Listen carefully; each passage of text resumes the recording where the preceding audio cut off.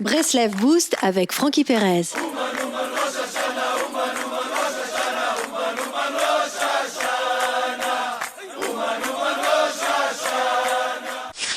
Chaque chose de ce monde, même si elle est en contradiction apparente avec une autre, participe à l'unité d'Hachem. L'échec, la réussite, l'été, l'hiver, toutes ces situations sont des manifestations divines. Toute la mission de l'homme consiste à utiliser son libre arbitre et reconnaître qu'Hachem est derrière chacune de ces contradictions. Cela permet de parvenir à révéler l'unité d'Hachem. Hachem est un, Hachem Echad. Rabbi Nachman explique que si chacun agissait ainsi, on parviendrait à une telle unité que le monde en serait réparé. Comme il est dit, tu aimeras ton prochain comme toi-même. C'est la colonne vertébrale de la Torah. Qu'est-ce que cela signifie ? Chaque individu est unique et a une approche différente dans sa compréhension du monde. En conséquence, chaque individu a un comportement différent. Il faut accepter d'être unique et accepter que les autres le soient également. Quand les problèmes commencent-ils ? Lorsqu'on en vient à penser que les autres vivent les choses de la même façon que nous les vivons. Prenons un exemple simple, une personne qui ne serait pas pratiquante. Pourquoi une personne pratiquante aurait-elle tendance à être touchée par son comportement en la voyant transgresser un interdit de la Torah ?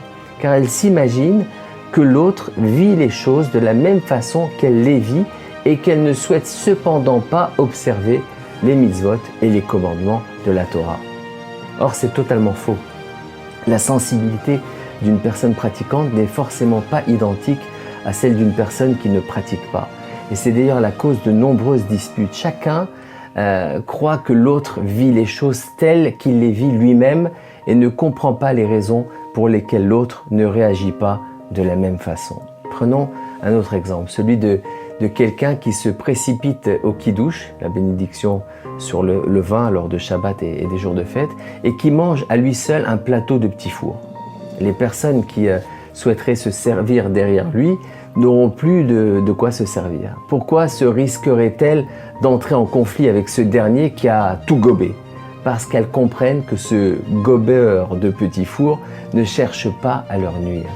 Il n'a simplement pas la sensibilité d'un individu respectueux. On ne cautionne pas son attitude, mais on comprend que ce dernier n'a pas encore acquis le niveau de conscience nécessaire pour agir avec savoir-vivre. Une personne qui en serait pourvue devrait à l'inverse répondre de ses actes. Chacun est jugé en fonction de son niveau de conscience. Étonnamment, cette personne qui n'a pas de savoir-vivre est très scrupuleuse sur le respect du Shabbat ou sur les lois de Shmirat HaLashon, se garder du commérage et du colportage. Comment comprendre cette contradiction ? Elle n'a simplement pas développé sa conscience dans un niveau déterminé, celui du savoir-vivre. Elle a développé son niveau de conscience dans un autre domaine.